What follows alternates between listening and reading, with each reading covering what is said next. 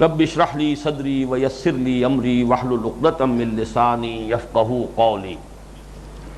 اللہم ربنا الہمنا رشدنا واعذنا من شرور انفسنا، اللہم ارنا الحق حقا وارزقنا اتباعہ وارنا الباطل باطلا وارزقنا اجتنابہ۔ اللہم ارحمنا بالقرآن العظیم واجعلہ لنا اماما ونورا وہدی ورحمہ۔ اللہم ذکرنا منہ ما نسینا وعلمنا منہ ما جہلنا وارزقنا تلاوتہ آناء اللیل وآناء النہار واجعلہ لنا حجتا یا رب العالمین آمین۔ سورہ تحریم کے بارے میں 4 تمہیدی امور پر ہماری 3 نشستیں صرف ہو چکی ہیں۔ اب اس سورہ مبارکہ کا ہم سلسلے وار مطالعہ شروع کر رہے ہیں، لیکن ایک بات مزید نوٹ کر لیجئے کہ اس سورہ مبارکہ کا اصل عمود کیا ہے۔ سورہ طلاق کے ساتھ اس کی مناسبت، اس جوڑے کے 2 افراد کے مابین جو مناسبت ہے معنوی، وہ اس سے پہلے بیان ہو چکی ہے،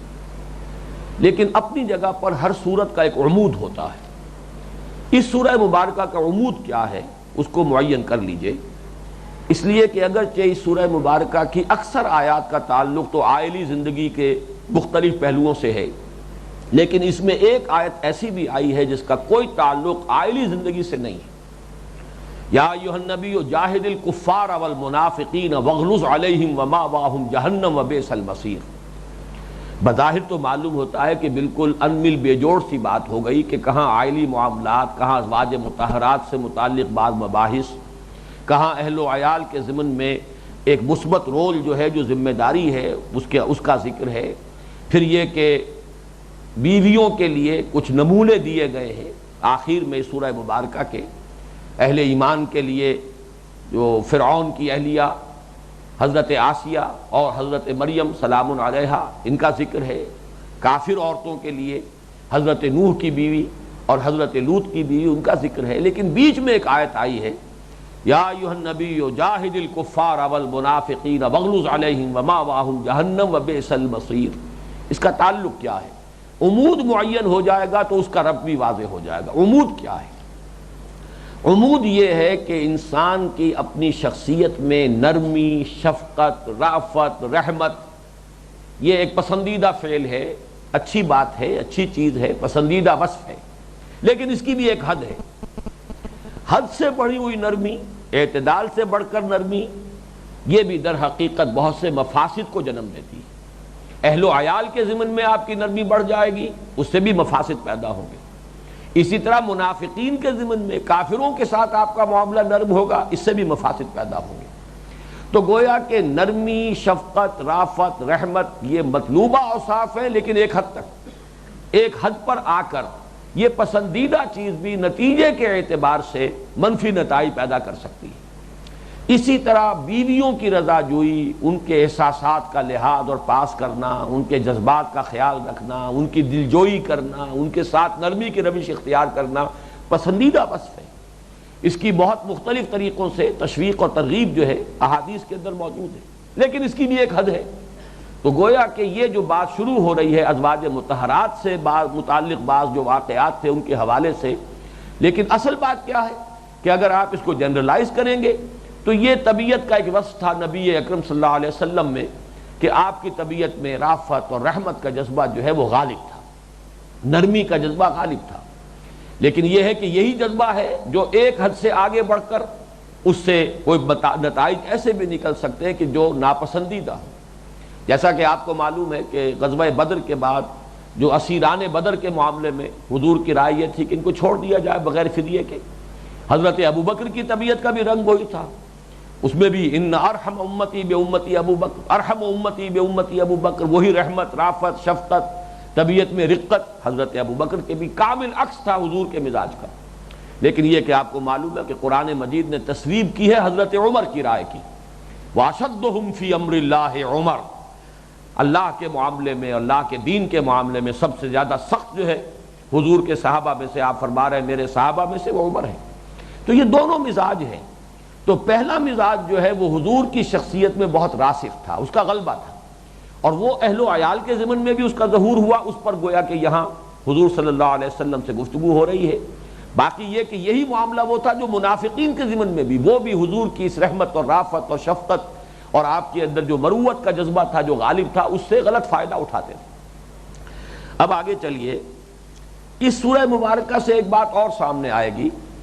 کہ قرآن مجید کی بعض صورتیں یا بعض آیات ایسی ہیں کہ جن کا جب تک کہ کوئی شان نزول معین نہ ہو جائے مفہوم پورے طور سے اجاگر نہیں ہوتا۔ قرآن اپنے مفہوم میں خود مکتفی ہے، اس میں کوئی شک نہیں، لیکن بعض ایسے واقعات ہیں کہ جو سیرت کے ہیں اور جو واقعات تاریخی نوعیت کے، ان کی طرف اشارہ کر دیا گیا ہے قرآن میں، اس کی تفصیل کے لیے ہم محتاج ہیں حدیث کے اور روایات کے کہ جن سے ہمیں ان کا شان نزول معلوم ہو۔ اس اعتبار سے قرآن مجید کی، جیسا کہ سورہ قیامہ میں میں نے عرض کیا تھا، ثم ان علینا بیانہ، اس قرآن کا بیان بھی ہمارے ذمہ ہے، اور اس بیان کی ایک شکل یہ ہے کہ قرآن مجید میں ایک مقام پر کوئی چیز اگر مجمل آئی ہے یا مبہم آئی ہے تو دوسرے مقام پر اس کی تفصیل آ گئی ہے یا تشریح ہو گئی ہے، تبیین ہو گئی ہے، لیکن مزید تشریح اور تبیین یہ حدیث نبوی کے ذریعے سے ہوئی۔ اب آئیے ان دو باتوں کے بعد آغاز کرتے ہیں۔ یا ایھا النبی لما تحرم ما احل اللہ لک، اے نبی صلی اللہ علیہ وسلم کیوں حرام کرتے ہیں آپ وہ شے جو اللہ نے آپ کے لیے حلال کی ہے۔ تبتغی مرضات ازواجک، آپ چاہتے ہیں اپنی بیویوں کی رضا جوئی، دل جوئی، اس کے لیے یہ کر رہے ہیں۔ واللہ غفور الرحیم، اور اللہ غفور ہے اور رحیم ہے۔ اس آیت میں سب سے پہلے تو یہ نوٹ کیجئے، لما تحرم بظاہر تو ایک سوال ہے،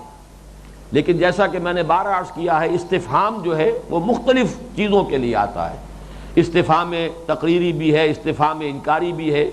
یہاں پر بھی یہاں استفہام مراد نہیں ہے، بلکہ ٹوکنا مقصود ہے کہ یہ کام صحیح نہیں ہے، آپ کو یہ کام نہیں کرنا چاہیے۔ لما تحرم، کیوں حرام ٹھہراتے ہیں۔ دوسری بات یہ نوٹ کیجئے کہ تحریم جو ہے یہ در حقیقت اصطلاحی معنی میں یہاں نہیں ہے۔ تحریم اصطلاحی معنی میں تو اس کے معنی ہوں گے کسی شے کو حرام ٹھہرا دینا شرعی اعتبار سے، فقہی اعتبار سے مستقلاً۔ یہ معاملہ میں مثال دے چکا ہوں کہ نکاح کے معاملے میں قرآن مجید نے حرام ٹھہرایا دو بہنوں کو ایک نکاح میں جمع کرنا، یہ حرام ٹھہرایا۔ ان تجمعوا بین الاختین، دو بہنوں کو جمع کر لو ایک نکاح میں۔ ہاں، ایک اگر بہن فوت ہو گئی ہے تو پھر اس کی ہمشیرہ سے شادی ہو سکتی ہے، گویا کہ جو سالی تھی اس کے ساتھ نکاح ہو سکتا ہے، لیکن بیک وقت دو بہنیں نکاح میں نہیں رہ سکتی۔ حضور نے اس کو ایکسٹینڈ کیا کہ اس میں پھوپھی اور بھتیجی کو جمع کرنا بھی حرام، خالہ اور بھانجی کو جمع کرنا بھی حرام۔ یہ ہے در حقیقت فقہی حکم، اور اس کی کوئی نفی قرآن میں نہیں آئی، تو گویا کہ یہ چیز جو ہے معین ہو گئی اور یہ ثابت ہو گئی، حضور کی اس حکم کی اللہ تعالیٰ کی طرف سے توثیق ہو گئی۔ یہاں معاملہ در حقیقت فقہی حکم کا نہیں تھا، بلکہ کوئی شے جو کہ اصلاً حلال تھی، حضور نے اپنی بیویوں کے کچھ جذبات کا پاس کرتے ہوئے اس کو استعمال نہ کرنے کی قسم کھا لی۔ یہ صرف ذاتی طور پر ایک قسم کا کھا لینا ہے۔ لما تحرم سے مراد یہ نہیں ہے کہ انہوں نے کسی شے کو مستقلاً شریعت میں حرام ٹھہرایا جو اللہ نے جس کو حلال کیا ہو۔ اس کی ایک مثال ذہن میں رکھیے، حضرت یعقوب علیہ السلام کا معاملہ یہ تھا کہ انہیں طبعاً رغبت نہیں تھی اونٹ کے گوشت سے، وہ اونٹ کا گوشت نہیں کھاتے تھے۔ اس کا نتیجہ یہ نکلا کہ یہودیوں نے یہ سمجھا کہ یہ مطلقاً حرام ہے، اور اسی پر پھر اعتراض کیا گیا شریعت محمدی پر یہود کی جانب سے صلی اللہ علیہ وسلم کہ ایک حرام چیز جو چلی آ رہی تھی شریعت کے اندر، کہتے تو یہ ہے کہ وہی شریعت ہے موسیٰ کی شریعت، اسی اصلاً تو اسی کی گویا کا تسلسل ہے، لیکن یہ تو ہمیشہ سے حرام شے ہے، اس کو حلال کیسے ٹھہرا دیا؟ تو قرآن مجید نے اس پر چیلنج کیا، لاؤ تورات، کہاں لکھا ہوا ہے کہ وہ حرام ہے؟ یہ تو اصل میں یعقوب نے علیہ السلام چونکہ طبعاً رغبت نہیں تھی اس کو استعمال نہیں کیا، تو لوگوں نے سمجھا یہ حرام ہے۔ تو اس میں نبی کی طرف سے اس بات کا امکان تھا کہ چاہے انہوں نے تو محض اپنے ذاتی استعمال نہ کرنے کی کسی شے کی قسم کھائی ہے، لیکن مغالطہ یہ ہو جائے کہ اسی کی بنا پر لوگ جو ہیں، امت جو ہے، وہ اسے کوئی شرعی حکم سمجھ لیں۔ اس اعتبار سے معاملہ جو ہے وہ زیادہ قابل گرفت ہو گیا۔ لما تحرم ما احل اللہ لک تبتغی مرضات ازواجک، آپ چاہتے، ابتغاء کہتے ہیں کسی شے کو حاصل کرنے کی کوشش، یہ گویا کہ سبب ہے یہ آپ نے ایک حلال چیز کو استعمال نہ کرنے کی جو قسم کھا لی ہے، اس کا اصل سبب یہ ہے کہ آپ اپنی بیویوں کی رضا جوئی چاہتے ہیں، آپ ان کی دلجوئی کرنا چاہتے ہیں، آپ ان کے جذبات کا پاس کرتے ہیں. تو یہ چیز جو ہے اصلاً تو پسندیدہ ہے، لیکن یہ کہ اس کی بنا پر جو شے اللہ نے اصلاً حلال قرار دی ہے اس کو استعمال نہ کرنے کی قسم کھا بیٹھنا، یہ آپ کے شایع نشان نہیں ہے. ایک عام مسلمان ایسی کوئی بات کر بھی لے تو اس کے اندر کوئی ایسی بڑی قباحت نہیں ہے، کوئی شے میں استعمال نہیں کروں گا، اس لیے کہ اس سے کوئی اس کا اندیشہ نہیں ہے کہ وہ کوئی مستقل حکم شرعی بن جائے گا. لیکن آپ کی حیثیت، آپ کا مقام، آپ کا مرتبہ، آپ شارع کی حیثیت رکھتے ہیں، تو آپ کا ہر فعل جو ہے وہ گویا کہ اس اعتبار سے بہت نپا تلا ہونا چاہیے کہ اس میں کہیں بھی شریعت کے حدود سے، ظاہر بات ہے کہ ادھر تو کوئی امکان ہی نہیں ہے کہ حرام کو حلال کر لیا جائے، لیکن حلال کو بھی استعمال نہ کرنے کی اپنے لیے کوئی پابندی لگا لینا اپنے اوپر یا قسم کھا بیٹھنا، یہ آپ کے لیے روا نہیں ہے، شایع نشان نہیں ہے. لیکن نوٹ کیجئے، یہ ہے اللہ کی اپنے بندے پر صلی اللہ علیہ وسلم شفقت. واللہ غفور الرحیم، اللہ غفور الرحیم ہے. ایک طرح کی گرفت بھی آئی ہے، لیکن یہ کہ ساتھ ہی اس کے ساتھ ہی اعلان مغفرت کا بھی اور اللہ کے غفور الرحیم ہونے کا بھی، اس لیے بھی کہ ظاہر بات ہے کہ اس میں کسی حرام کو تو حلال نہیں کیا گیا، اس لیے بھی کہ اس میں جو اصل مقصد تھا وہ پسندیدہ ہے. بیویوں کے ساتھ نرمی کرنا، ان کے احساسات کا، جذبات کا پاس اور لحاظ کرنا، یہ پسندیدہ بات ہے. یہ بات بڑی اہم ہے، اس کو جان لیجئے کہ نبی کی خطا جو ہوتی ہے وہ در حقیقت جانب نفس میں نہیں ہوتی، نفسانیت کی بنیاد پر نہیں ہوتی، جانب خیر میں حد اعتدال سے تجاوز ہو سکتا ہے. بات اچھی ہے، اصلاً مفید ہے، پسندیدہ ہے، معروف ہے، اچھی ہے، مطلوب ہے، لیکن اس میں بھی ہر شے کے اندر ایک حد ہوتی ہے. اس میں تو ہو سکتا ہے کہ کسی اچھی چیز میں حد اعتدال سے تجاوز ہو جائے، لیکن اس کا کوئی امکان نہیں ہے کہ نفسانیت کی وجہ سے یا معاذ اللہ ثم معاذ اللہ کسی بدنیتی کی وجہ سے یا نفس کے غلبے کی وجہ سے کوئی خطا جو ہے وہ نبی سے صادر ہو جائے. تو یہاں پر بھی وہ بات کہ ہے تو بات پسندیدہ مطلوب شے ہے، بیویوں کے ساتھ یہ نرمی پسندیدہ شے ہے، لیکن یہ کہ اس معاملے میں آپ سے جو بھی فعل صادر ہو گیا ہے یہ آپ کے شایع نشان نہیں. اب ظاہر بات ہے کہ اس قسم کی آیات میں جیسا کہ میں نے عرض کیا ہمیں شان نزول کی طرف رجوع کرنا پڑتا. معاملہ کیا تھا؟ اس میں دو روایات ہیں کہ جو کثرت کے ساتھ آئی ہیں. ایک روایت جو ہے اگرچہ تفسیر کی کتاب، سیرت کی کتابوں میں تو اس کا خاصا چرچا ہوا ہے، لیکن صحاح میں، صحاح ستہ میں یہ روایت موجود نہیں ہے. بعض جگہ پر اشارہ تو ایسا مل جاتا ہے کہ جس سے اس کی طرف بھی کوئی امکان پیدا ہو جائے، لیکن صراحت کے ساتھ یہ واقعہ کہیں صحاح کی جو 6 کتابیں ہیں حدیث کے مجموعے ان میں نہیں ہے. لیکن زیادہ چرچا اسی کا ہو گیا اس لیے کہ سیرت کی کتابوں میں اس قسم کے واقعات آ گئے. اور ایک وہ واقعہ ہے کہ جس کا ذکر جو ہے وہ صحیح احادیث کے اندر موجود ہے. وہ واقعہ کہ جو جس کا چرچا زیادہ ہے، اگرچہ وہ صحاح میں اس کا ذکر نہیں ہے، وہ ہے حضرت ماریہ قبطیہ کے بارے میں. حضرت ماریہ اور حضرت سیرین یہ 2 کنیزیں ہیں کہ جو حضور کی خدمت میں بھیجے تھی مقوقس نے. یہ پیٹریارک تھا اسکندریہ کا. مصر میں جو ہے اصل میں تو یہ رومن امپائر ہی کا گویا کہ مختلف حصے تھے، لیکن وہاں پر جو حکومت تھی اصلاً وہ جو ان کا ایک مذہبی رہنما اور پیٹریارک تھا، اس کی حکومت مقوقس. حضور نے جب سن 7 ہجری میں خطوط لکھے ہیں، آپ کے نامہ ہائے مبارک گئے ہیں مختلف جو بھی حکمرانوں کے پاس، قیصر، کسریٰ، مقوقس، نجاشی، مختلف جو شیوخ تھے اور بحرین کا شیخ وغیرہ ان کے پاس. تو ان میں سے یہ مقوقس کا بھی معاملہ وہی تھا کہ جو ہرقل کا ہوا ہے. ہرقل نے بھی پہچان لیا تھا قیصر روم نے کہ یہ نبی ہیں، وہی نبی ہیں جن کی پیشین گوئیاں ہمارے ہاں موجود ہیں، لیکن مصلحت جو ہے پاؤں کی زنجیر بن گئی، ایمان وہ نہیں لایا. وہ یہ چاہتا تھا جیسے سن 300 عیسوی میں کانسٹنٹائن نے، قسطنطین جو تھا اس وقت کا رومن ایمپرر، اس نے جب عیسائیت اختیار کیے تو این بلاک پوری سلطنت روما عیسائی ہو گئی. نتیجہ یہ ہو کہ نظام برقرار رہا، اس کی حکومت جو ہے اس کو کوئی نقصان نہیں پہنچا، اس کی شہنشاہی برقرار رہی. تو یہی چاہتا تھا ہرقل بھی کہ اگر یہ میرے تمام جو آیان سلطنت ہیں اور میرے تمام سپہ سالار ہیں اور یہ مذہبی پیٹریارکس ہیں، مختلف لوگ ہیں، بطریق ہیں، یہ سب کے سب کسی طریقے سے اگر ایمان لے آئیں محمد پر صلی اللہ علیہ وسلم تو گویا کہ ان بلاک ہو جائے گا یہ کنورشن، اور اس سے ہمارا نظام قائم رہے گا، میری بادشاہی برقرار رہے گی. یہ ہو نہیں سکا، وہ محروم رہ گیا. یہی مسئلہ ہوا مقوقس کے ساتھ. اس نے خط لکھا حضور کو جواباً، بڑی عزت کی ہے. حضرت حاتب ابن ابی بلتع رضی اللہ تعالیٰ عنہ خط لے کر گئے تھے مقوقس کے پاس، احترام کیا، اکرام کیا، اور یہ بھی کہا کہ یہ تو میں توقع کر رہا تھا کہ کسی نبی کے ظہور کا وقت آ چکا ہے، لیکن میرا تو خیال یہ تھا کہ شام میں ظہور ہوگا، مجھے یہ گمان نہیں تھا کہ وہ جنوب کی طرف یہ صحرا میں ادھر ظہور ہو جائے گا. بس اتنی بات اس نے کہی. پھر ایک خط لکھا کہ میں آپ کی خدمت میں کوئی ہدیے بھیج رہا ہوں. وہ ایک سواری کے لیے بھی گھوڑا بھیجا ہے دلدل نام سے جو مشہور ہے، اور دوسرے یہ کہ 2 کنیزیں آپ کی خدمت میں بھیج رہا ہوں. یہ ہمارے ہاں اعلیٰ خاندان کی خواتین ہیں، یہ میں کوئی گھٹیا خواتین جو ہیں ان کو نہیں بھیج رہا ہوں. راستے میں حضرت حاتب ابن ابی بلتع نے انہیں اسلام کی تبلیغ کی، وہ دونوں ایمان لے آئیں. حضور کی خدمت میں پہنچی. حضور نے ایک کو سیرین کو، وہ تو حضرت حسان ابن ثابت کو عطا کر دیا، اور یہ حضرت ماریہ، یہ میری در حقیقت ماریہ کہلاتی ہیں، اس لیے کہ عربی میں یہ تلفظ ماریہ ہے اور وہ انگریزی میں میری ہے.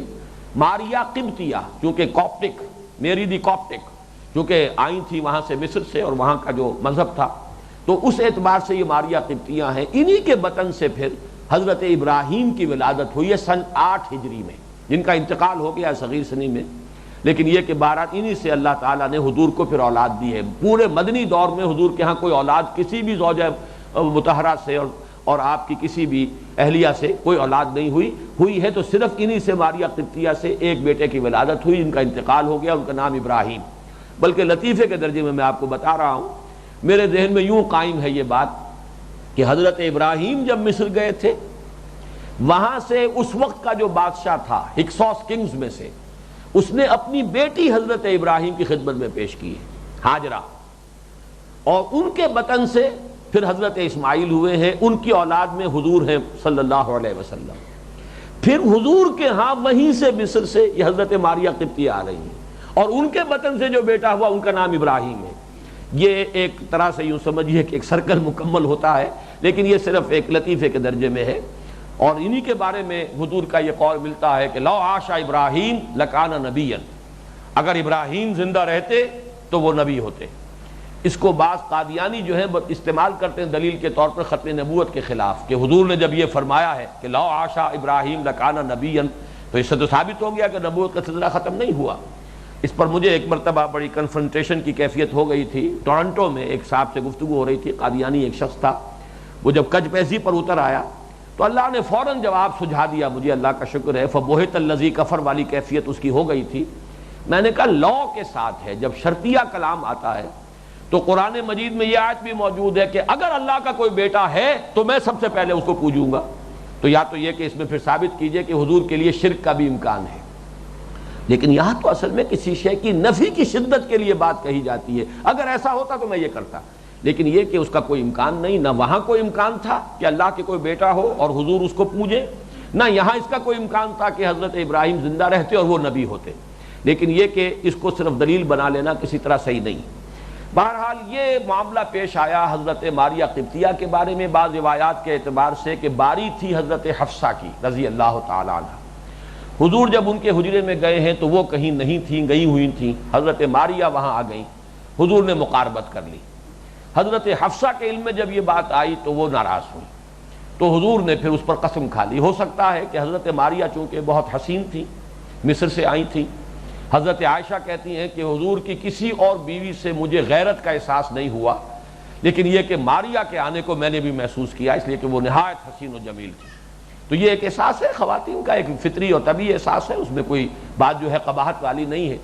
تو ہو سکتا ہے کہ سبھی کے ذہنوں میں ایسی بات ہو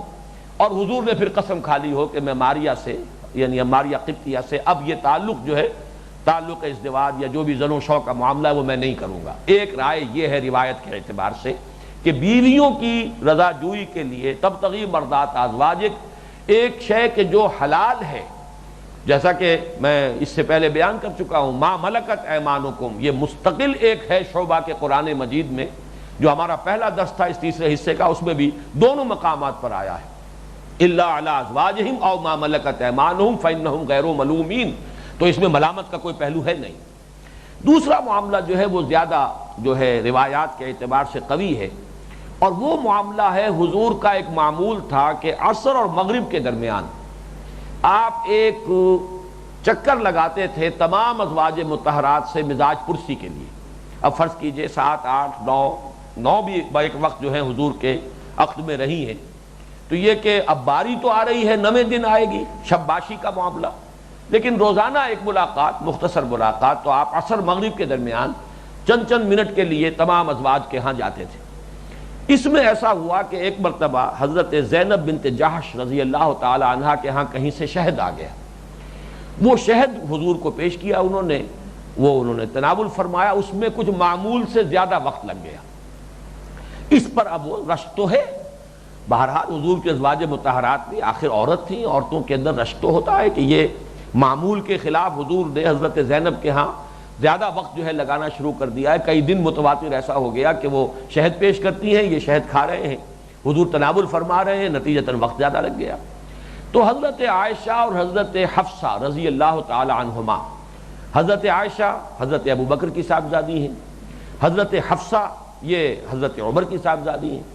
اور جو مقام اور مرتبہ صحابہ میں ان دونوں کا ہے صاحبین، اس لیے کہ وہ تو معاملہ جو ہے گویا کہ دائیں بائیں جو ہے حضور کے ہمیشہ یہی ہوتے تھے۔ حضور جب بھی فرماتے ہیں ذهبت انا وابو بکر وعمر، میں گیا وہاں اور ابو بکر بھی گئے، عمر بھی گئے، تو ہر جگہ پر یوں سمجھیے کہ نائبین کی حیثیت ان دونوں کو حاصل تھی۔ اس کی بنا پر ان دونوں کو گویا کہ ازواج مطہرات میں بھی کچھ ایک رتبہ حاصل تھا، انہیں خود بھی احساس ہوگا اور دوسری ازواج کو بھی احساس ہوگا۔ اس اعتبار سے ان دونوں نے یہ آپس میں طے کیا کہ جب حضور ہمارے یہاں آئیں گے تو ہم یہ کہہ دیں گے کہ آپ کے منہ سے کچھ بو آ رہی ہے۔ اصل میں شہد جو ہے اس کا معاملہ ہوتا یہ ہے کہ جس علاقے کا شہد ہوگا وہاں جو جڑی بوٹیاں ہوتی ہیں اور اسی سے شہد کی مکھیاں جو ہیں وہ اب کشید کر رہی ہیں، تو اس کی کوئی نہ کوئی جو ہے، اگر کسی میں کوئی ہیک جسے ہم کہتے ہیں، کوئی بسان یا کوئی اس طرح کی ہلکی سی کوئی بو ہے تو وہ شہد میں بھی آ جاتی تھی۔ تو مغافیر ایک بوٹی کا نام ہے، اور اس سے جو شہد کشید ہوتا تھا یا اس علاقے سے جو شہد آتا تھا اس میں وہ ہلکی سی بسان ہوتی تھی، تو غالباً یہ شہد جو ہے اسی نوعیت کا تھا۔ تو ان دونوں نے کہا کہ ہم یہ کہیں گے، تو جب یہ بات ہوئی تو حضور نے قسم کھا لی کہ یہ معاملہ اس طرح سے ہوتا رہا، میں قسم کھاتا ہوں کہ وہ شہد استعمال نہیں کروں گا۔ بہرحال یہ دونوں واقعات جو ہیں یہ دونوں کا ہی امکان موجود ہے۔ جیسا کہ میں نے عرض کیا صحابہ تو یہ دوسری روایت ہے، پہلی نہیں ہے، البتہ بعض روایات میں اشارہ ایسا نکلتا ہے کہ جس سے اس کی طرف بھی کچھ نہ کچھ اس کے اندر بھی وزن پیدا ہو جاتا ہے۔ دونوں چیزیں اصلاً مباح،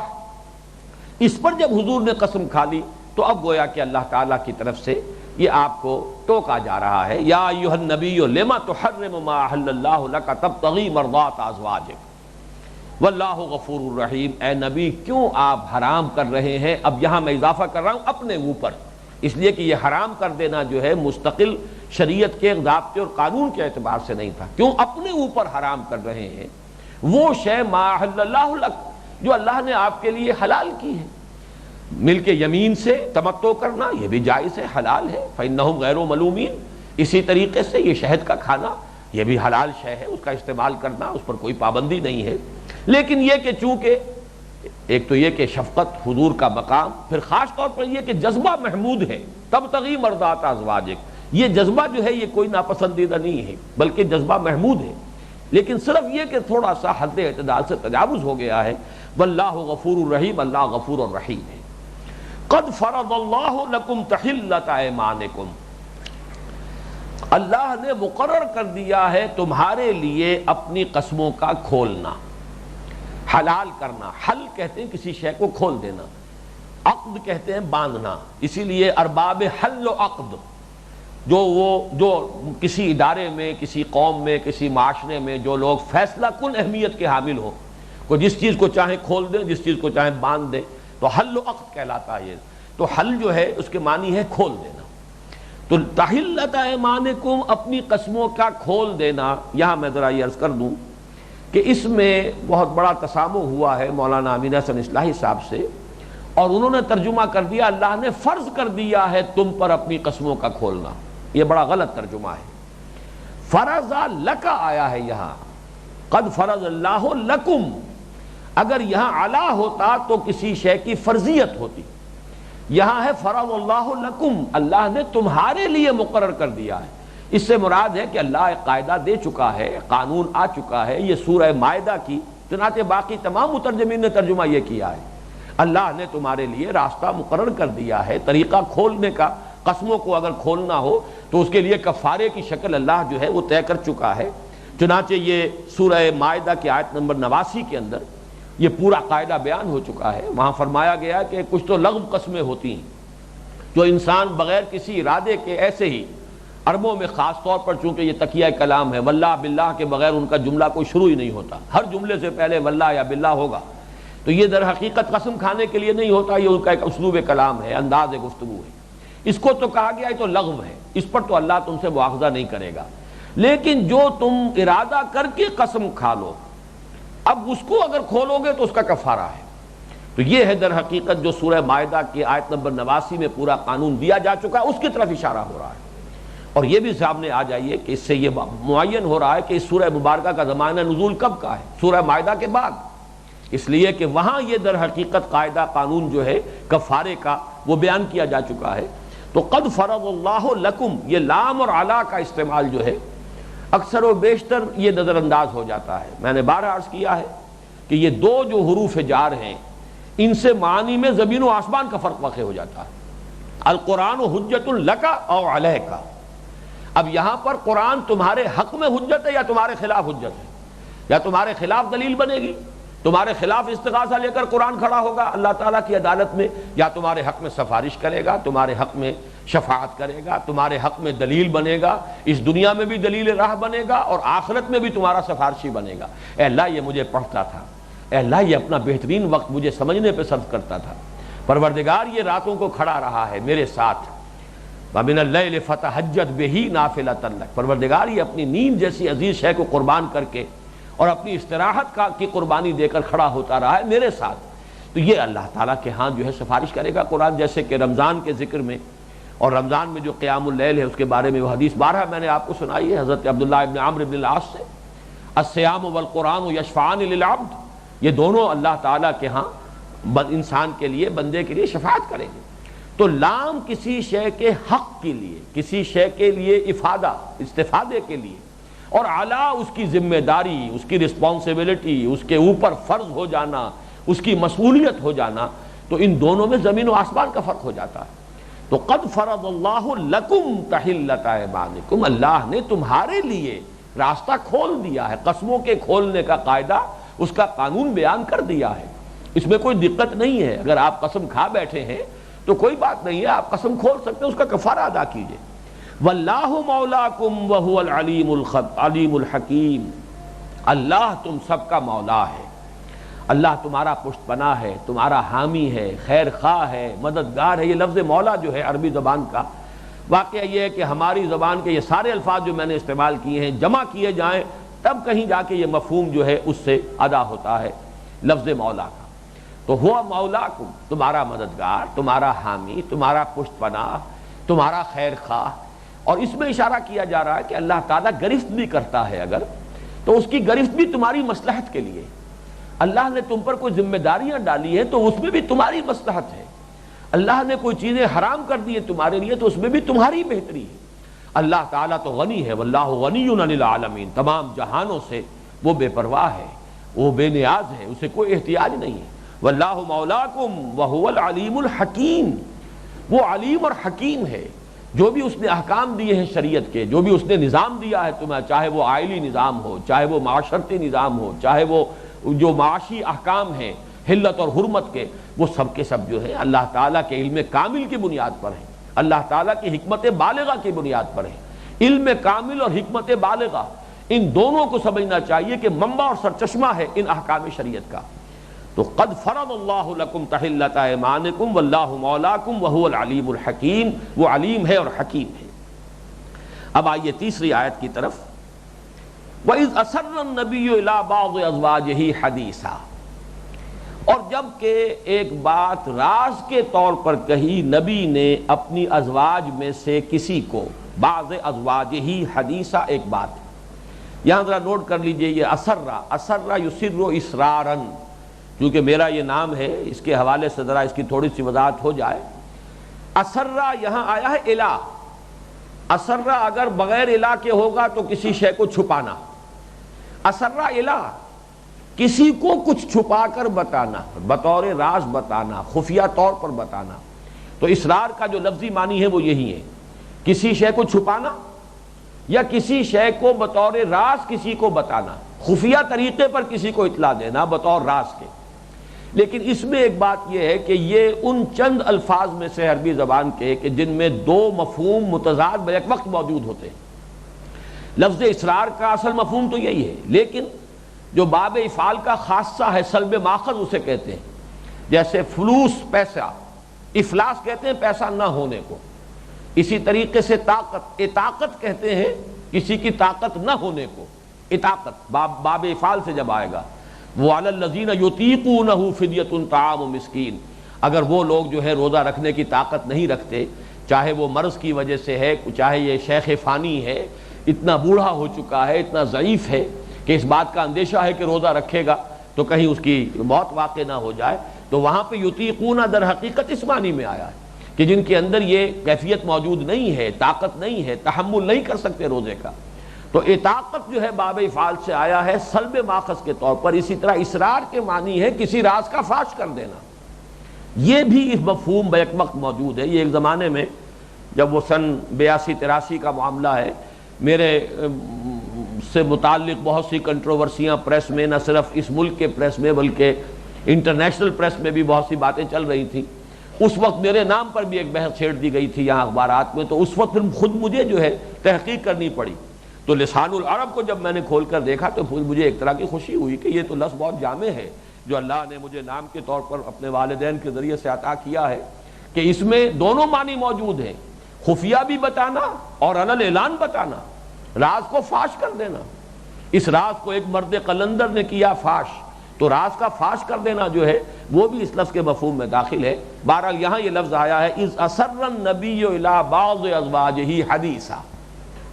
ایک اور واقعہ ہو رہا ہے، اور اس واقعے کے پس منظر میں بھی یہ ہے کہ حضور کی نرمی، شفقت، رافت، رحمت کی وجہ سے ازواج مطہرات میں ایک ایسی کیفیت پیدا ہو گئی تھی، میں بہت محتاط لفظ استعمال کرنا چاہتا ہوں اس لیے کہ مولانا مودودی نے بعض الفاظ استعمال کیے اور اس میں واقعتاً بھی ذرا ان سے یعنی بے احتیاطی ہو گئی، اور پھر بعض علماء نے ان کے خلاف مورچہ لگایا انہی الفاظ پر۔ ایک تو انہوں نے لفظ شوخی استعمال کر لیا کہ حضرت عائشہ یا اور دوسری بعض ازواج جو ہیں وہ کچھ شوخی برت لیتی تھی حضور کے ساتھ۔ ایک لفظ زبان درازی بھی استعمال کر لیا۔ زبان درازی کا لفظ میرے نزدیک شوخی کا لفظ جو ہے وہ تو اتنا ثقیل یا نامناسب نہیں ہے، اس لیے کہ ہمیں اصل میں سمجھنا چاہیے کہ یہ معاملات جو ہوتے ہیں گھریلو زندگی کے اندر، شوہر اور بیوی کے معاملات، میں نے یہ کئی مرتبہ بات بیان کی ہے کہ ہمارا جو رشتہ ہے حضور کے ساتھ، ہم اس پر قیاس نہیں کر سکتے صحابہ کے رشتوں کو۔ ہمارا تو ایک ہی رشتہ ہے، آپ اللہ کے رسول، ہم آپ کے امتی، اور تو دوسرا رشتہ کون سا ہے؟ لیکن صحابہ کا کیا تھا؟ حضرت ابوبکر امتی بھی ہے، خسر بھی ہے، خسر باپ کی جگہ ہوتا ہے۔ حضرت عمر امتی بھی ہے اور خسر بھی ہیں۔ حضرت عباس امتی ہونے کی حیثیت سے حضور کے تابع ہیں، تابع فرمان ہیں، اطاعت لازم ہے، جو بھی امتی کا کام ہے وہ کرنا ہے، لیکن چچا ہونے کے اعتبار سے باپ کے درجے میں۔ حضرت حمزہ چچا بھی ہیں۔ تو یہ جو رشتے تھے وہاں پر یہ بھی تو بالفعل موجود تھے، اس لیے کہ اس وقت تو حضور صرف رسول اللہ کی حیثیت سے نہیں تھے، بلکہ جب آپ بنفس نفیس موجود تھے تو وہ محمد ابن عبداللہ کی حیثیت سے بھی موجود تھے، اس حیثیت سے رشتے تھے۔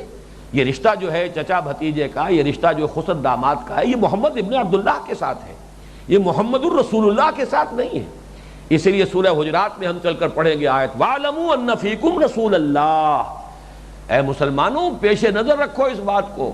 چاہے یہ تمہارے بھتیجے ہیں، چاہے یہ تمہارے داماد ہیں، اور اے نبی کی بیویوں چاہے یہ تمہارے شوہر ہیں، لیکن ان کی یہ حیثیت ہمیشہ سامنے رکھو کہ یہ اللہ کے رسول ہیں۔ کہیں ایسا نہ ہو کہ دوسری حیثیتوں کی وجہ سے تم کچھ ایسا طرز عمل اختیار کر لو جس سے وہ طرز عمل مجروح ہو جائے کہ جو بحیثیت ایک امتی کے ہونا چاہیے۔ تو یہ معاملہ جو ہے صحابہ کرام کے لیے، اور جو آپ کے زیادہ قریبی قرابت دار تھے ان کے اعتبار سے بڑا نازک معاملہ تھا۔ تو اب شوہر اور بیوی کا معاملہ ایسا ہوتا، آخر بیوی ہے، ان کا جو تعلق ازدواجی ہے، ان کا جو بھی آپس کا جو تعلقات ہیں، آخر وہ سارے کے سارے ان کے کچھ تقاضے ہیں، دل جوئی بھی ہے، اور جیسا کہ میں بارہ عرض کر چکا ہوں گھریلو زندگی کے اندر محبت کی چاشنی مطلوب ہے، دلداری، دل جوئی یہ مطلوب ہے، پسندیدہ ہے۔ حضرت عائشہ فرماتی ہیں کہ حضور ہمارے مابین بیٹھے ہوتے تھے، پیار محبت کی باتیں ہوتی تھی، جو ہمارا تصور خشک زاہد خشک کا ہے، حضور کی آئلی زندگی اس طرح کی نہیں تھی، بلکہ اس میں باہمی محبت کا، دلجوئی کا، یہ سارے معاملات جو ہیں تمام و کمال موجود تھے۔ اس کی بنا پر کسی بیوی کا کوئی طرز عمل کسی وقت ایسا ہو جانا جس کو ہم شوخی کے لفظ سے تعبیر کریں، یا یہ کہ اگر بہت ہی محتاط رہنا ہے تو غیر محتاط رویہ ہو جانا، یہ گویا کہ یہ بالکل قرین قیاس ہے، یہ بعید از قیاس نہیں۔ لیکن یہ چیز بھی در حقیقت ایک حد تک تو ہو سکتی تھی جو گوارا کی جا سکے، لیکن ایک معاملے میں جو طرز عمل سامنے آیا ہے وہ ایسا تھا کہ جس پر گرفت کی جا رہی ہے۔ پہلے گرفت کی گئی حضور پر، یا ایھا النبی لما تحرم ما احل اللہ لک تبتغی مرضات ازواجک۔ اب یہاں پر گرفت ہو رہی ازواج مطہرات پر کہ حضور کی نرمی کی وجہ سے، شفقت کی وجہ سے، رافت و رحمت کی وجہ سے، پیار محبت کی وجہ سے ان میں اگر کچھ انداز ایسا ہو رہا تھا، جیسے ہمارے ہاں کہا جاتا ہے ناز والے نیاز کیا جانے۔ اب ایک انداز ہوتا ہے بیوی کا، بیوی کسی وقت جو ہے ناراض بھی ہو جاتی ہے شوہر سے، کبھی کوئی آپس میں جس کو آپ روس جانا کہتے ہیں، روٹھ جانا، یہ بھی ہو جاتا ہے۔ یہ آخر گھریلو زندگی میں سارے معاملات ہوتے ہیں، شوہر روٹھ گیا ہے، یہ کبھی بیوی جو ہے کسی درجے میں کوئی چیز جو ہے وہ گراں گزری ہے تو طبیعت میں اس کے وہ رد عمل پیدا ہو گیا، یہ نارمل معاملات ہیں انسانی زندگی کے، اور ہمیں حضور کی زندگی کو بھی اسی پر رکھنا چاہیے کہ آپ نے ایک مکمل انسان کی حیثیت سے زندگی بسر کی ہے، مکمل ترین انسان، یعنی انسان کے جو بھی تقاضے ہو سکتے ہیں بھرپور طریقے پر محمد رسول اللہ صلی اللہ علیہ وسلم کی حیات طیبہ اور سیرت مطہرہ میں نظر آتے ہیں۔ بلکہ یہاں میں اشارہ کر دوں کہ شاہ ولی اللہ دہلوی رحمۃ اللہ علیہ نے، یہ میرا جو اس جمعے کو مضمون چھپا تھا کل ہی، اس میں اس کی طرف اشارہ موجود ہے نوائے وقت میں، کہ انہوں نے کچھ اقسام بیان کی ہیں لوگوں کی۔ یہ تو چونکہ میں بہت ہی تفصیل کے ساتھ بات واضح کر چکا ہوں، لہذا اس میں مجھے اس وقت زیادہ وضاحت کی ضرورت نہیں ہے کہ انسانی شخصیت دو شخصیتوں کا مجموعہ ہے، ایک اس کا روحانی وجود، ایک اس کا حیوانی وجود۔ شاہ ولی اللہ نے اس کے لیے ملکیت اور بہیمیت یہ الفاظ استعمال کیے۔ ملک فرشتہ، ہمارا روحانی وجود جو ہے وہ گویا کہ ملکیت ہے ہمارے اندر، اور ہمارا جو حیوانی وجود ہے بہیمیت، بہائم کہتے ہیں حیوانوں کو، تو گویا کہ انسان میں یہ دونوں چیزیں موجود ہیں، ملکیت اور بہیمیت۔ اور شیخ سعدی کا شعر میں نے وہ اپنے اس کتابچے میں بھی لکھا ہے عظمت صوم میں، اور بارہا بیان بھی کیا ہے کہ آدمی زیادہ طرفہ معجون است از فرشتہ سرشتہ وز حیوان۔ یہ انسان جو ہے آدم زاد یہ عجیب معجون ہے، معجون مرکب ہے، اس میں فرشتہ بھی موجود ہے، حیوان بھی موجود ہے، تو ملکیت بھی ہے، بہیمیت بھی ہے۔ تو شاہ صاحب نے انسانوں کی قسمیں بیان کی ہیں۔ کچھ ایسے لوگ ہوتے ہیں جس کی ملکیت بڑی قوی ہوتی ہے لیکن بہیمیت کمزور ہوتی ہے، یہ لوگ بھی دنیا میں کوئی زیادہ کام نہیں کر سکتے، نیک تو ہوں گے، جب ملکیت ہے، فرشتے ہونے کا پہلو غالب ہے تو نیک تو ہوں گے، لیکن کوئی کام کارہائے نمایاں نہیں سر انجام دے سکتے۔ ایک وہ لوگ ہیں جن کی بہیمیت بہت قوی ہے، ملکیت جو ہے وہ بہت کمزور ہے، تو وہ تو پھر حیوانی سطح پر زندگی گزاریں گے، وہ تو ظاہر بات ہے کہ وہ تو نفس امارہ ان پر غالب رہے گا۔ کچھ وہ لوگ ہیں کہ جن کے یہ دونوں ہی پہلو کمزور ہوتے ہیں، وہ گویا کہ نہ اس پہلو سے نمایاں ہوں گے نہ اس پہلو سے نمایاں ہوں گے۔ دنیا میں کام کسی نے اگر کیا ہے تو وہ جن کی ملکیت بھی قوی ہو، بہیمیت بھی قوی ہو۔ یہ در حقیقت مرکب ہے، یہ سواری ہے جس پر کہ ہماری روح سواری کر رہی ہے۔ گھوڑا اگر کمزور ہے تو راکب غریب کیا کرے گا؟ راکب بھی قوی ہو اور گھوڑا جو ہے، مرکب جو ہے وہ بھی قوی ہو، تب ہے کہ جو شہ سوار جو ہے وہ اپنی شہ سواری کا مظاہرہ کر سکے گا۔ البتہ ملکیت کو حاوی ہونا چاہیے بہیمیت پر، وہ قابو یافتہ ہو، وہ پوری طریقے سے اس کی لگام جو ہے اس نے اپنے قابو میں رکھی ہوئی ہو، اس کے اشارے پر وہ گھوڑا دوڑتا ہو، لیکن گھوڑا اپنی جگہ پر طاقتور ہونا چاہیے۔ اس اعتبار سے حضور صلی اللہ علیہ وسلم جو میں نے عرض کیا تھا، آپ کے اندر یہ دونوں پہلو بہت قوی تھے، اور اسی لیے آپ نے ایک مکمل اور بھرپور انسان کی زندگی گزاری ہے اس دنیا کے اندر جو گزاری ہے۔ اسی اعتبار سے آپ کی خانگی زندگی کا معاملہ ہے، اور اس میں آپ کی نرمی اور شفقت کی وجہ سے جو ازواج مطہرات میں، اور بالخصوص یہ دو حضرت حفصہ اور حضرت عائشہ رضی اللہ تعالی عنہما، ان میں کچھ یہ پہلو جو ہے ذرا زیادہ جسارت یا جرأت کہہ لیں، اس میں کبھی میرے خیال میں شوخی کا لفظ تو جو ہے کوئی بہت زیادہ سخت نہیں ہے، اگرچہ یہ کہ حضور کا معاملہ ہے، اب زبان لڑکھڑاتی ہے کہ ہم کیا لفظ استعمال کریں، ازواج مطہرات کی شان میں کیا لفظ استعمال کریں، لیکن بہرحال جو واقعہ ہے اس میں یہ کہ کچھ نہ کچھ تو ہے جس کے لیے قرآن مجید نے آخر اتنے اہتمام کے ساتھ بات بیان کی ہے۔ اس میں ایک مسئلہ جو بہت اہم ہے وہ تو اب اگلی نشست میں بیان ہوگا، وہ بڑی اہمیت کا حامل ہے، لغت کا مسئلہ ہے، اور لغت ہی کا نہیں ہے، اس سے در حقیقت کچھ لوگوں نے بڑی بنیاد بنا لیا ہے ازواج مطہرات کی شان میں گستاخی کرنے کے لیے، اور وہ خاص طور پر اہل تشیع کا معاملہ ہے جنہیں ازواج مطہرات سے تو ایک طرح کی قد ہے، سوائے حضرت خدیجہ الکبریٰ رضی اللہ تعالی عنہ۔ ویسے تو اگرچہ میرا اپنا خیال بھی یہ ہے کہ تمام ازواج مطہرات میں بلند ترین رتبہ حضرت خدیجہ الکبریٰ کا ہے، بلکہ جو مقام مردوں میں حضرت صدیق اکبر کا ہے، ابو بکر کا رضی اللہ تعالی عنہ، وہی مقام خواتین میں حضرت خدیجہ کا ہے رضی اللہ تعالی عنہا۔ اسی لیے ان کے نام کا جز بن گیا ہے خدیجۃ الکبریٰ۔ کبریٰ اکبر کا مؤنث ہے، صدیق اکبر اور الصدیقۃ الکبریٰ۔ لیکن یہ کہ بہرحال باقی ازواج کا اپنا اپنا مقام ہے۔ حضرت عائشہ کا بہت بلند مقام ہے، فقہائے صحابہ میں کا شمار ہے، معلمہ امت ہیں وہ، اور عائلی اور خانگی زندگی سے متعلق تو شریعت کے سارے احکام جو ہیں اکثر و بیشتر انہی سے مروی ہیں، اور پوری امت کی گویا کہ وہ معلمہ ہے۔ لیکن یہ کہ اہل تشیع کو چونکہ حضرت عمر سے بہت شدید قد ہے تو حضرت حفصہ سے بھی اتنی ہے، حضرت عائشہ چونکہ حضور کی بہت محبوب بیویوں میں سے تھیں، اور حضرت فاطمہ حضور کی صاحبزادی ہیں، اور یہ ہو جاتا ہے عمر کا زیادہ فرق و تفاوت ہے نہیں، تو کچھ نہ کچھ معاملہ گھریلو معاملات کا ہر انسان کو تجربہ ہے، کچھ نہ کچھ جو ہے اس میں فرکشن پیدا ہو جاتی ہے، وہ تھی موجود، اس بنا پر حضرت عائشہ سے بھی بہت دشمنی ہے۔ لیکن یہ کہ وہ تو بعد میں آئے گا، اس وقت صرف یہ ترجمہ کر لیجئے،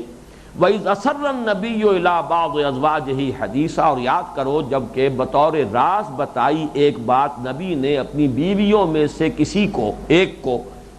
فَلَمَّا نَبَّأَتْ بِهِ وَأَظْهَرَهُ اللَّهُ عَلَيْهِ، جب اس نے اس کو ظاہر کر دیا، اس بات کو راز نہیں رکھا، فاش کر دیا، اور اللہ تعالیٰ نے اپنے نبی کو اس پر مطلع فرما دیا، اظہرہ اللہ علیہ، اللہ نے وحی کے ذریعے سے نبی کو بتا دیا کہ آپ نے اپنی فلاں زوجہ کو، محترمہ کو جو راز بتایا تھا وہ راز انہوں نے فاش کر دیا ہے، اور وہ راز کسی اور سے وہ راز کی بات کہہ دی ہے۔ عرف بعضہ واعرض عن بعض، تو حضور نے اب ذرا ایک طرح سے جواب طلبی کے انداز میں جتلا دیا، عرفہ جتلا دینا، یہ بڑا صحیح ترجمہ ہے، جتلا دی کچھ بات کہ ہمیں معلوم ہو گیا ہے کہ تم نے یہ بات راز نہیں رکھی، راز فاش کر دیا ہے، لیکن پوری بات نہیں کہی، اس کا کوئی جز تھا اس کو واضح کر دیا کہ ہمارے علم میں آ گیا ہے کہ یہ بات جو ہے تم سے راز رکھا نہیں جا سکا، تم نے اس راز کو افشا کر دیا ہے، لیکن اعرض عن بعض، پوری بات بھی نہیں۔ یہ بھی حضور کی شفقت ہے کہ بہت زیادہ شرمندہ کرنے کی کوشش نہیں، بلکہ یہ کہ صرف یہ کہ اشارہ کر دیا کہ غلطی تم سے ہوئی ہے، میں نے تم سے ایک راز کی بات کہی تھی، تم نے ذرا اس کا ایک پہلو جو ہے آپ نے نمایاں کر دیا کہ یہ تم نے فاش کر دیا ہے۔ فلما نباہا بہ، جب انہوں نے اپنی ان زوجہ محترمہ کو بتا دیا، جتلا دیا کہ یہ بات جو ہے تمہاری طرف سے یہ راز فاش ہو گیا ہے، قالت من انباک ھذا، بجائے اس کے کہ شرمندگی کی کیفیت ہوتی اور ایک معذرت خواہانہ انداز ہوتا اور اس پر یعنی معافی طلب کی جاتی، فوری روش ایک تو یہ ہو سکتی تھی، ایک یہ ہے وہ انداز جسے کسی درجے میں شوخی بھی کہہ سکتے ہیں، کسی درجے میں ناز کا انداز بھی کہہ سکتے ہیں، وہ ناز والے نیاز کیا جانے، کہ انہوں نے کہا من انباک، آپ کو کس نے بتایا یہ؟ اب اس میں یہ فوری رد عمل بھی ہو سکتا ہے کہ فوراً گمان ہوا ہو کہ میں نے جن کو بتا دیا تھا، اور آگے چل کر واضح ہو جائے گا کہ وہ دوسری زوجہ محترمہ ہی کو بات بتائی تھی، یعنی راز کی بات غالباً حضرت حفصہ کو بتائی گئی جو انہوں نے حضرت عائشہ سے کہہ دی، یا حضرت عائشہ کو بتائی گئی جو انہوں نے حضرت حفصہ سے کہہ دی، یہ میں تفصیل سے بعد میں اگلی نشست میں عرض کروں گا۔ لیکن بجائے اس کے کہ معذرت خانہ انداز ہوتا، انہوں نے سوال پلٹ کر یہ کیا حضور سے، من انباک ھذا، آپ کو کس نے بتایا یہ؟ قال نبأنی العلیم الخبیر، اس میں ذرا انداز اب ناراضگی کا بھی ہے، غضب کا ہے، خشمناک انداز ہے حضور کی طرف سے، مجھے بتایا ہے اس نے جو سب کچھ جاننے والا ہے اور ہر شے سے باخبر ہے، نبأنی العلیم الخبیر۔ تو یہ انداز جو ہے اس آیت کے تیور بھی بتا رہے ہیں کہ معاملہ جو ہے کس رخ پر جا رہا ہے، لیکن بقیہ حصہ جو ہے اگلی نشست میں ہم اس کا مطالعہ کریں گے۔ بارک اللہ لی ولکم فی القرآن العظیم ونفعنی وإیاکم بالآیات والذکر الحکیم۔